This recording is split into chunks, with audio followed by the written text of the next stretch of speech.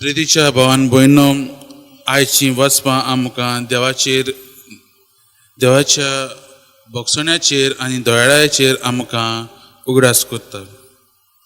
आयचे पयलें बसत आमी पळयत जाल्यार आमी आयकलां थोडो भोव आमी ताची म्हायती मेळटा जाल्यार न्हू आयच्या वचपाचो बॅकग्रावंड म्हणल्यार पयले वचपाचो सावलू आनी दावीद हे दोनूय देवान वेंचून काडलेले इस्रायलाचे राजा. आनी सावलू जावन आसा पयलो राजा. जेन्ना देवान सावलूक अधिकार दिल्लो, सगळी पदवी दिल्ली, सावलून ती देवाचें सगळें मानलें. पूण वेळ येता न्हू दीस चलता ताची ही वडविकाय चड वाडली आनी ताकाच लागून देव आनीक एक मनशाक तरणाट्याक तो इस्रायलाचो राजा म्हूण मानून घेवंक तो वेंचून काडटा, तो म्हणल्यार दाविदाक. आनी तेंच पळोवन न्हू सावलू दाविदाचेर ताका राग येता आनी तो ताका मारूंक सोदता. आनी जेन्ना दाविदान तांकां वाटायल्लें तेन्ना लोक दाविदाक घेवन येवन अशें म्हूण ताका वाखाणटाले की दाविदान सावलून 1000 लोकांक मारले जाल्यार दाविदान 10,000 लोकांक, अशें म्हणून ताका ते वाखाण दिताले. आनी हें आयकून सावलू बेजार जाता आनी तो दाविदाचो ताका इतलो राग येता की तो ताका मारूंकूच सोदता.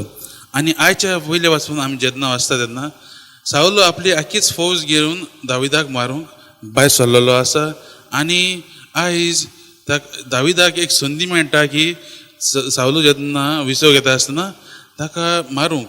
पूण आयज दावीद आमकां दाखयता की देवान मागलेलो, तो जाणा सावलूय देवान मागलेलो, ताचेर आपणें कशे तरेन हात उबारतलो म्हूण तो विचारता. आनी तो ताचो जीव काडिना, पूण तो ताचे आंगोस्ताचो इल्लो कुडको काडून दाखयता. आनी हेंच दाखोवंक सोदता की तो भोगसण्याचें काळीज भोगसण्याच्या काळजाचो मनीस म्हूण दाखोवंक सोदता.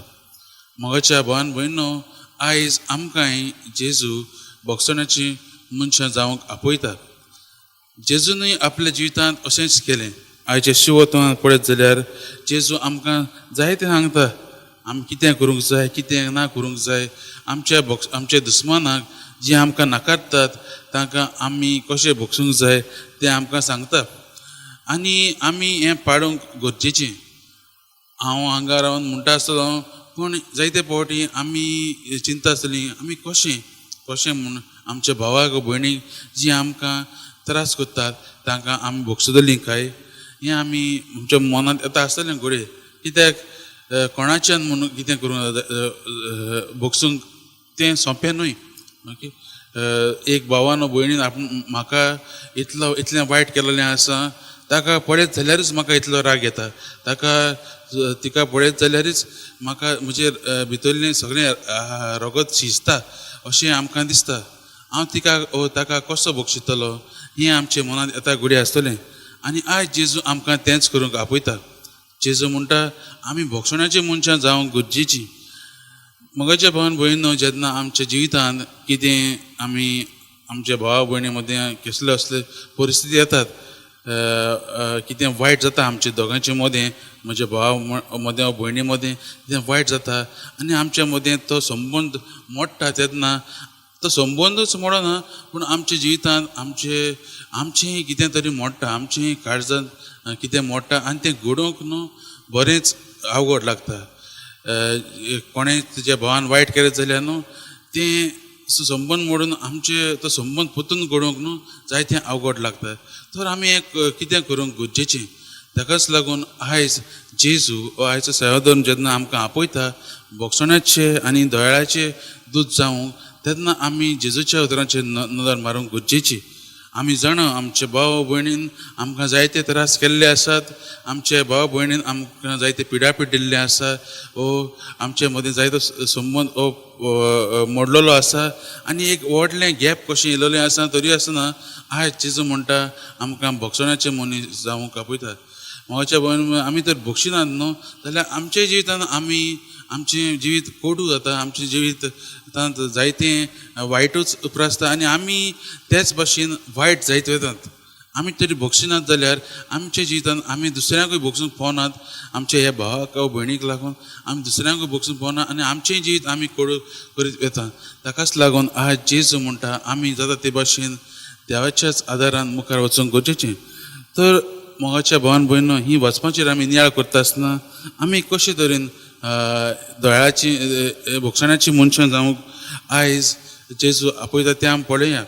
आयज पयले सुवातेर आमकां म्हणटा देव दुस्मानाचो मोग करात आनी दुस्मानाचो मोग करप इतलें सोंपें न्हय. आमी करतले जाल्यार मोगाच्या भावान भयणो पयले सुवातेर जेजू म्हणटा आमी ताचीच देवाचीच आदार घेवंक गरजेचो. देव कित्याक देवाच लागीं जाता हें सगळेंच घडोवंक. हें जो संबंद जो आमी मोडलो आसा देवाच्यानच घडोवंक जाता. ताकाच लागून पयले सुवातेर आमी देवाक मदें हाडूंक गरजेचो. दुसरें म्हणल्यार मोगाच्या भावान म्हणून जेजूच्या नांवान आमी त्या मनशाक भोगसूंक गरजेची. जेन्ना आमी जेजूच्या नांवान भोगशितात मोगाच्या भावान भयणो तेन्ना आमच्या जिवितांत ती बदलणी हाडटा. आमी आमकांय भोगसूंक लागतात आनी आमी आमच्या भावा भयणाकूय जेणे आमकां वायट केलां तांकांय भोगसूंक लागतात. तेन्ना ताकाच लागून पयले सुवातेर मोगाच्या भावान भयणो आमी जेन्ना भोगसणाचें पावल मारतात तेन्ना आमी डायरेक्ट घोडये त्या मनशाक वचून म्हणूंक जायना घोडये आसतलें, पूण आमी देवा लागीं घोटाय घेवन मागण्यांत वेट सारूंक गरजेचो. मागण्यांत जेजू मुखार आमी त्या मनशाक त्या भावाक वो भयणीक आमी हाडूंक गरजेचें आनी जेजू मुखार आमी त्या जेजूच्याच नांवान जेजूच्या नांवान तुका भोगशिता त्या मनशाचें नांव घेवन आमी ताका भोगसूंक गरजेचीं. आनी हाचे आमकां परिणाम कसो कळटलो जेन्ना आमच्या काळजांत आमकां थोडी बरी खुशालकाय मेळटली, आमच्या जिवितांत आमकां कितें सूख मेळटलें न्हू, आमच्या काळजांत एक सूख कशें आमी अणभवतले हांव तेन्नाच आमकां ती आमकां ह्या भोगसणाचो परिणाम आमकां दिसून येतलो. मोगाच्या भावान भयणो तिसरें म्हणल्यार आमी जाता ते भाशेन जेन्ना आमी हें केले उपरांत जाता ते भाशेन दोळ्यार दाखोवंक गरजेची. आमच्या भावाक वा भयणाक जाणें आमकां वायट केलां तांकां आमी दोळ्यार दाखोवंक गरजेची. म्हणजे कितें कसले वायटांत सांपडलेलीं आसा जाल्यार तांकां आदाराक पावोवंक घोडये हांव डायरेक्ट वचोंक पावना जायत म्हज्यान तरी आसतना ताका पळोवंक जायना तरी, पूण म्हाका वायट दिसता म्हजो भाव जाणें म्हाका वायट केलां तो आतां कसल्या परिस्थितीन सांपडलेलो आसा ताका हांव आदाराक पावतलो. घोडये दुसऱ्या मनशाच्या आदारान ताच्या आदाराक पावोंक ताका कसलेंच दुडवाची कसलीच गरज आसल्यार तांकां पावोंक कशें ओ म्हजो दुस्मान जो बरो ना ताका वचून बॅट करून हे भाशेन आमी तांकां दोळ्यार दाखोवन आमी करूंक गरजेचीं. हांव म्हणिना जेन्ना आमी वता तेन्ना आमकां बरें रिएक्शन मेळटलें अशें म्हणून, पूण आमी जाता ते भाशेन देवान आमकां कितें फरमायलां तें आमी करूंक आमी पावोंक गरजेचें. आमी आमच्या वाटेन कितें बरें तें करूंक आमी गरजेचीं. तर मोगाच्या भावान भयणो ह्याची वचपाक आमकां एक बरी देख दितात. ही देख म्हणल्यार भोगसणाची मनशां जावंक, ही देख म्हणल्यार दोळ्याची मनशां जावंक. आनी तेंच आमच्या सुम्या जेजू क्रिस्तान आपल्या जिवितांत आमकां करून दाखयलां.